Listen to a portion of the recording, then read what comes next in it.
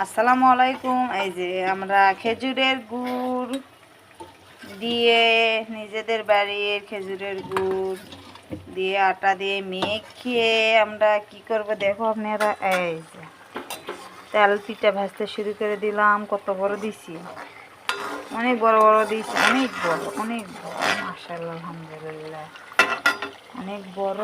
এই যে ছোটও আছে। এই যে কেমন হয়েছে পিঠা? পিঠা খুব একটা ভালো হয়নি, মন খারাপ এই জন্যই করে। এই যে কত বড় পিঠা, অনেক বড়, কত বড় বড় বড় কে দিচ্ছি, খাও সবাই মিলে। যাও তাহলে নিয়ে যাও, ওটা যাও যাও যাও নিয়ে যাও, সবাই মিলে খাও, সবাই মিলে খাও। আমি তৈরি করে নিই। এই যে মন খারাপ আজকে, এগুলো ফুললে সেই হলো মুছে বা খায় পছন্দ করে। এই যে এটা ফুলে টই টম্বর হলো নি, কলের আটা এই জন্য ফুলিচ্ছে না। শুকনো আটা, ভিজা আটা হলে ফুলে। সবাই পাশে থেকে দোয়া করো ইনশাল্লাহ।